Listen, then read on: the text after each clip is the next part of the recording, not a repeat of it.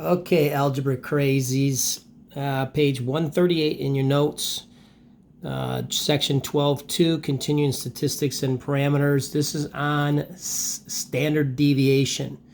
So this is a process just like when we're doing MAD, mean absolute deviation. It's a process in a step-by-step, easy to follow approach. All right, but what is standard deviation? Standard deviation shows how the data deviates from the mean or from the average. A low standard deviation indicates that the data tend to be very close to the mean. I can't read. While a high standard deviation indicates that the data are spread out over a larger range of values. So that's the difference between a standard deviation. Low one is close to the mean. A standard deviation is farther away from the mean or spread out. So how do you find standard deviation? Step one, find the mean, which we did with mean absolute deviation. Then what we do is find the square of the difference between each data point. What does that mean? You take the mean and subtract each data, and then you square that result. All right. Step three, find the sum of all the values in step two. Once you find those, then what you do is divide the sum of the number, which you did in step three, by the number in the data set. This value is called the variance.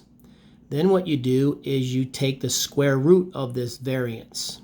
Okay, the formula is this. So you can see you could actually do that on the graphing calculator. All right, which I may or may not show you. All right, I could do it, maybe. We'll see. Depends on how long this video is. Okay. All right, variance and standard deviation is what we're going to talk about. So this is an example. We're talking about example 3. It says Ed surveys classmates to find out how many electronic gadgets each person has in their home. Find and interpret the standard deviation of the data. So you have 9, 10, 11. There's all the data points of the number of gadgets that each student has at home. So we find the mean. So we add them all up, divide by, there's 15 here, and you get 9. Then you find the square of the differences. In other words, you take 9, subtract each value. So 9 minus 9, and then you square that, and you get 0. 9 minus 11 is negative 2. When you square that, you get 4. So you always get positive values. Okay? You just got to be careful. So 9 minus 11, negative 2 right here, squared is negative 2 squared, or 4. Remember, on your graphing calculator or any calculator, let's just remind you how you do that. You don't want to write negative 2 squared, because that's not the same as parentheses negative 2 parentheses squared. Remember, this means 2 times 2 is 4, then it adds the negative. It's order of operations. This means negative 2 times negative 2. This means this. So this means negative 2 times negative 2, which is 4, which the other one was negative 2 times 2. 2 times 2 squared, and then a negative, and that gives you negative 4. That's why you got to be careful with the parentheses. All right? Now you find the sum, so you add all these up. Basically, you're adding all those, and you get 52. Then you find what's called the variance. I'm going to zoom this in a little bit.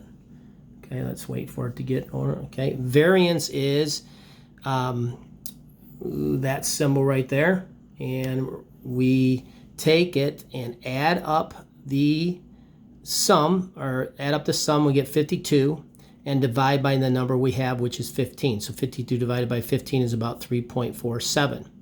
Now we take the square root of that, and that gives you the standard deviation. So any questions on that?